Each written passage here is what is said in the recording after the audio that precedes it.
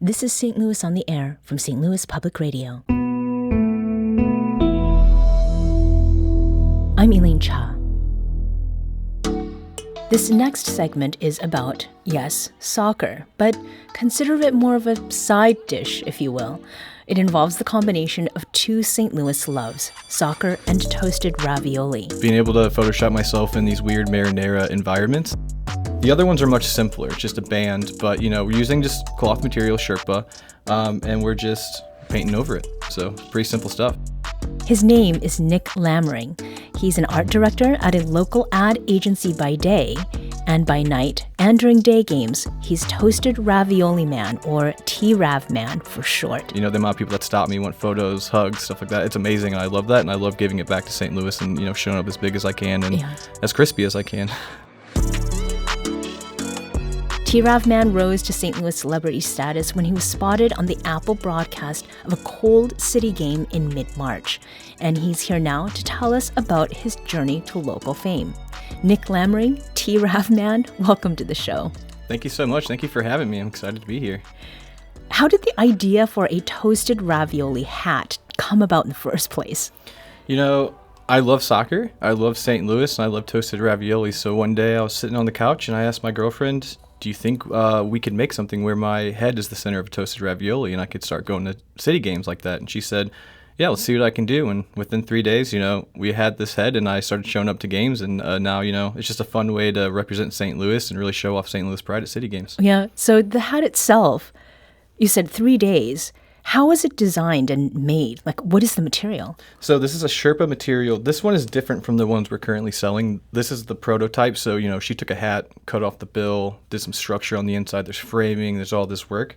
The other ones are much simpler. It's just a band, but, we're using just cloth material Sherpa, and we're just painting over it. So pretty simple stuff. Mm-hmm. Now, the T-Rav hat, if we can call it a hat, looks very warm and quite appropriate for that cold March day when you and your gear popped up on the Apple broadcast of the City SC game. But we're now in very much warmer times. Does it get too toasty to wear it? It's pretty toasty in there, but I'll never stop wearing that head for City. Always going to show up big for the games, and, I want to show off my St. Louis pride. So no matter how hot it gets, I'm always going to be sitting in there baking, ready for perfection. And for those who don't know, you've got some lovely locks under that hat, so I can see that there's a labor of love involved there.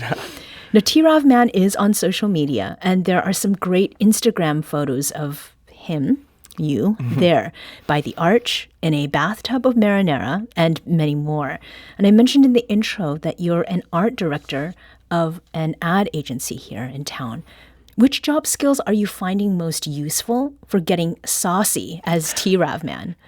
Yeah, I think, just my Photoshop skills. Being able to Photoshop myself in these weird marinara environments has been pretty helpful. And then, they're pretty quick and easy, but also just using that mentality of showing up in interesting ways for brands. Using that is where can T-Rav Man show up and be a little goofy with marinara and just making that come to life. So, and I have a great a team I work with, a photographer and a videographer from my company as well, who really loves the mission that we're doing and helped me along the way. So a lot of creative people involved in just doing something fun. Yeah.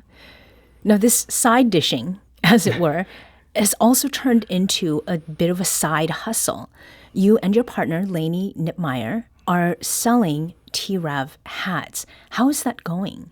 Amazing. They sell out within a minute each time, and we're trying to meet the demand as much as possible. It's getting a little hectic out there, but we're working right now locally to get these on a larger scale, be able to produce them a little bit faster, keep them in St. Louis. That's important to us as well.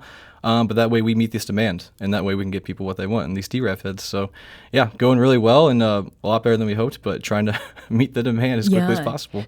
So in addition to the hats, there are other things that you are offering.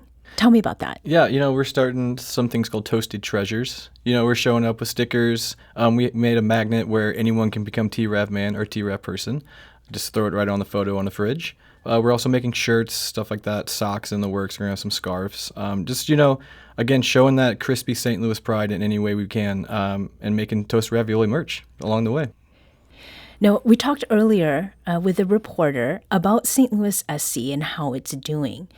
As an unofficial official or unofficial representative of STL fans.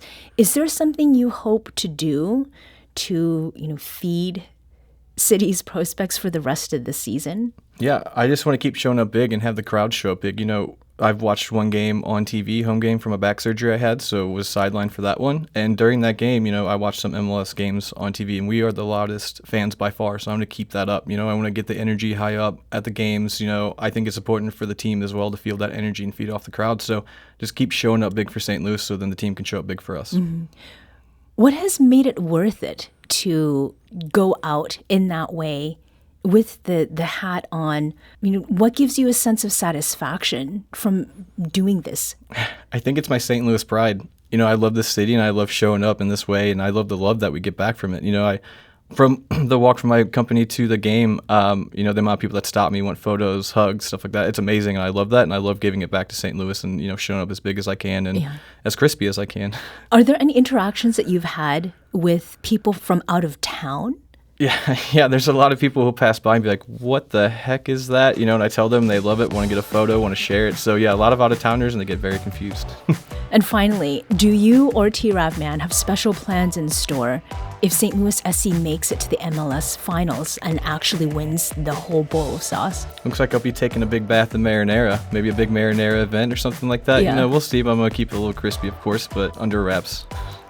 Nick Lammering is T-Rav Man. He works at a local ad agency here and is a very proud St. Louis native and fan of St. Louis SC soccer. Thank you so much. Yeah, no problem. Thank you.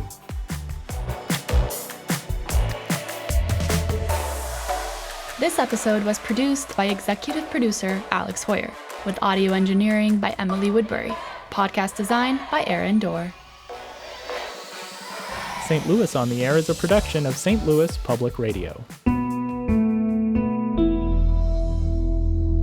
Understanding starts here. St. Louis on the Air proudly supports local artists by using music from Life Creative Group. Do you find yourself regularly listening to episodes of St. Louis on the Air? Suggest us to a friend you think might enjoy our conversations, and leave us a review and rating on Apple Podcasts on the App Store. It's the simplest way to help people discover our show. Thank you. St. Louis Public Radio is a member-supported service of the University of Missouri St. Louis. Support comes from the Missouri Forest Products Association, saluting Earth Day on April 22nd with an ongoing commitment to help offset carbon emissions with sustainable harvesting of Missouri forests. Details at choosewood.com.